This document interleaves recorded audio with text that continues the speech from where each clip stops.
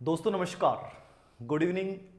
हमारी एक मुहिम थी, मेरी एक मुहिम है आपके जीवन को बदलने की, आपके जीवन में उन खुशियों को लौटाने की जिन छोटी छोटी प्रॉब्लम्स की वजह से आप टेंशन में आ जाते हो और किसी भी एग्जाम को क्रैक करने से पहले डिप्रेशन में जाने लग जाते हो और आपको ये लगता है कि सर मैं हारने वाला हूँ।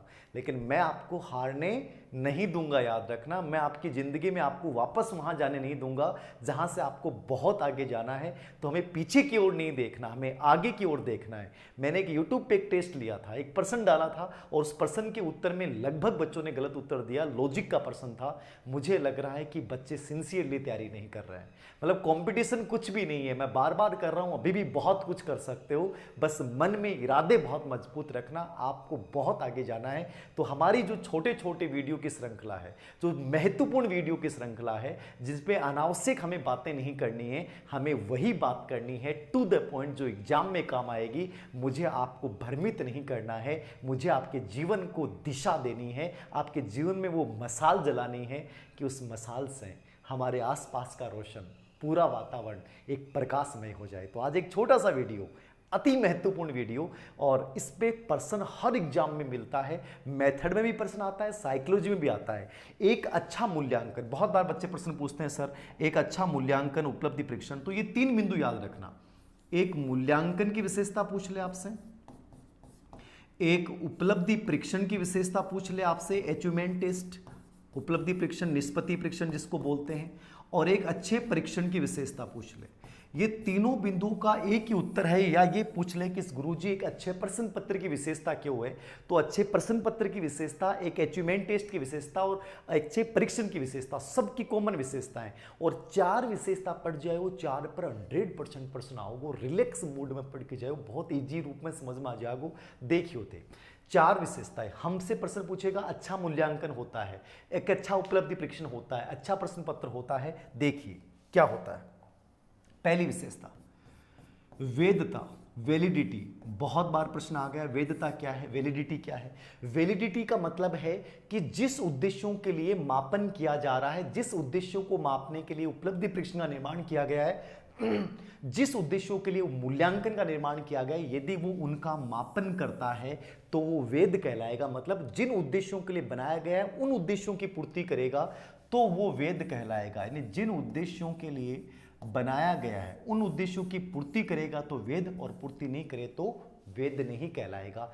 मेरा उद्देश्य है कि इस रिट परीक्षा का उद्देश्य है टीचर एटीट्यूड वाले बच्चों का चयन करना। ये इसका उद्देश्य है, भावात्मक, ज्ञानात्मक, क्रियात्मक उद्देश्यों की प्राप्ति करना। और यदि ऐसे ही बच्चे सिलेक्ट हो जाते हैं तो रिट परीक्षा का उद्देश्य सफल हो गया, मतलब रिट परीक्षा वेद है। और यदि मान लीजिए रिट परीक्षा या शिक्षक अभिवर्ती वाले बच्चे चयन नहीं हो पाते हैं तो वो प्रश्न पत्र कभी वेद नहीं कहलाएगा। नहीं, जो उद्देश्य उसके बनाए गए हैं यदि उन उद्देश्यों की पूर्ति करता है, उन उद्देश्यों पर आधारित होता है तो वो टेस्ट वेद होता है, अन्यथा वो टेस्ट वेद नहीं होता। सिंपल सी बात, केवल था याद रखना है, उद्देश्य की पूर्ति करेगा वो वेद है, उद्देश्य की पूर्ति नहीं करेगा वो वेद नहीं। आगे देखिए, दूसरा बिंदु है विश्वसनीयता, रिलायबिलिटी। विश्वसनीयता, रिलायबिलिटी। बहुत बार आपका प्रश्न बोला कि यार वो मेरा दोस्त रिलायबल है कि को नहीं।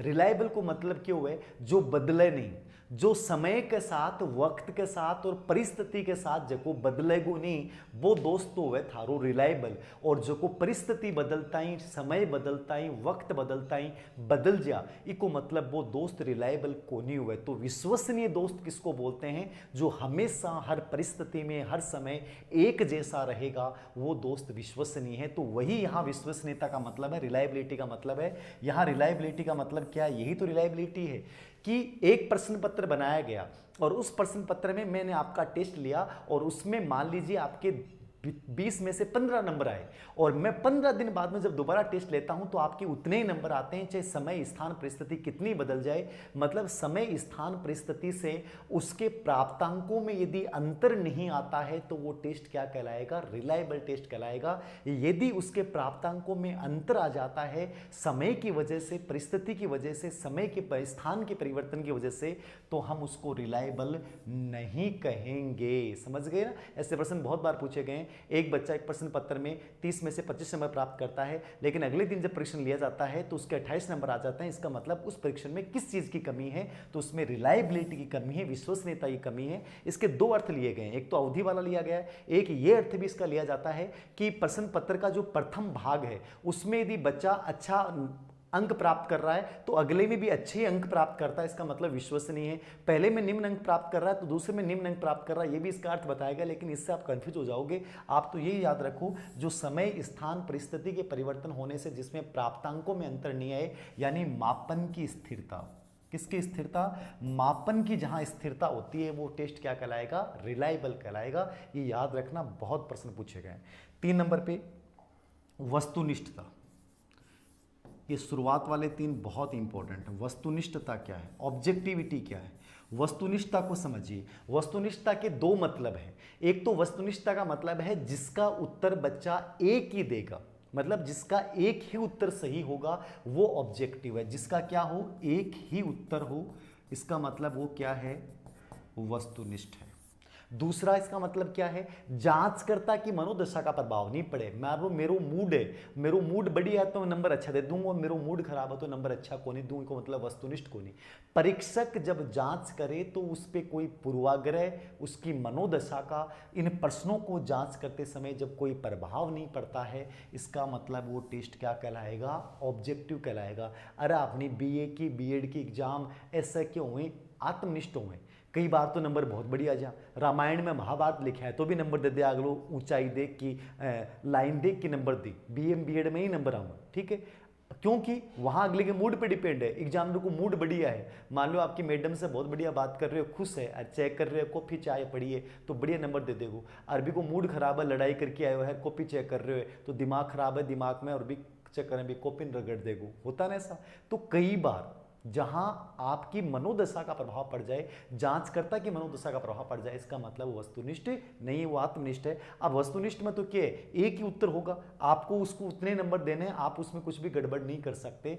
तो जिसका एक ही उत्तर हो और जांचकर्ता की मनोदशा का जिस पे प्रभाव नहीं पड़े, वो टेस्ट क्या कहलाता है? ऑब्जेक्टिव कहलाता है। क्या कहलाता है?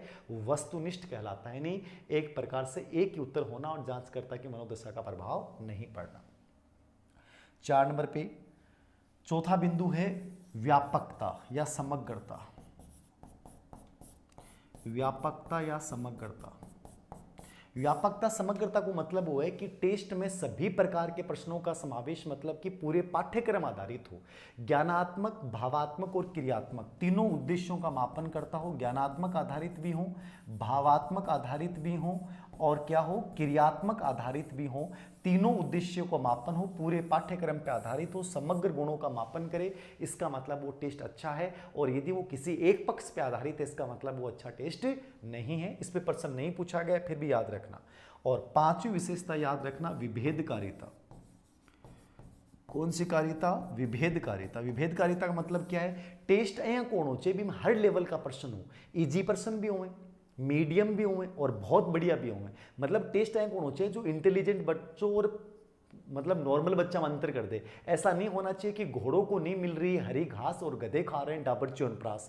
मतलब गधे गधे ही रहने चाहिए और घोड़े घोड़े रहने चाहिए। मैंने इसलिए कहा है योग्य होगा वो आगे जाना चाहिए, जो योग्य नहीं होगा वो आगे नहीं जाना चाहिए। कई बच्चे कहते हैं गुरुजी पेपर अप्लाइड आगो, तो मैं कहता हूँ पेपर अप्लाइड आएगा तो बहुत बढ़िया है, पेपर हार्ड आए तो नुकसान क्या है? जो पढ़ने वाला उसको नुकसान कुछ नहीं है। जो नहीं पढ़ने वाला है, जो पूरे दिन यूट्यूब पे उम्मीद करता है कि कोई बताएगा, पूरे दिन लाइव क्लासों के चक्कर में लगा रहता है, पूरे दिन टेस्ट सीरीजों के चक्कर में लगा रहता है, उस बच्चे का भला तो होना भी नहीं चाहिए। याद रखना, जो किताबों में पढ़ रहा है, बहुत मेहनत कर रहा है, उस बच्चे को फायदा होना चाहिए। तो पेपर हार्ड ही आना चाहिए, अच्छे लेवल का आना चाहिए। ऐसा नहीं आना चाहिए कि जो वो सोच रहे हैं कि यूट्यूब के माध्यम से मेरा सिलेक्शन हो जाओ, कभी को नहीं होगा, कभी को नहीं हो, याद रखियो। तो विभेदकारिता को मतलब क्या है कि हर लेवल का प्रश्न हो, मीडियम हार्ड, यानी बच्चों में डिफरेंट कर दे, ऐसा टेस्ट होना चाहिए। ये 5 तो मुख्य विशेषताएं। इसके अलावा व्यवहारिकता होनी चाहिए। व्यवहारिकता का मतलब क्या है? जांचने में सरलता होनी चाहिए, मानकीकृत होना चाहिए, मतलब स्टैंडर्ड के आधार पे ब्लूप्रिंट बेस्ड पेपर हो, निर्धारित संस्था उसको बनाए, निर्धारित नियमों का पालन हो। इसके अलावा उपयोगी होना चाहिए, मितव्ययी होना चाहिए, ज़्यादा खर्चा उसमें नहीं आना चाहिए। ठीक है, ये कुछ अन्य विशेषताएं हैं, लेकिन इतनी महत्वपूर्ण नहीं जितनी ये 5 विशेषताएं महत्वपूर्ण हैं। स्पेशली वेदता, वस्तुनिष्ठता, विश्वसनीयता, विभेदकारिता और व्यापकता, इन 5 को अच्छे से कवर करके जाना। इनमें बहुत डिफरेंस होता है, बहुत बार बच्चे गलती कर देते हैं। उम्मीद करता हूँ आपको कुछ समझ में आया होगा। धन्यवाद। इसी प्रकार इसी छोटे छोटे वीडियो के साथ मिलते रहेंगे।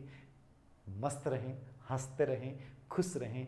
हमें बहुत आगे जाना है। छोटी छोटी बाधाओं के सामने हार नहीं माननी।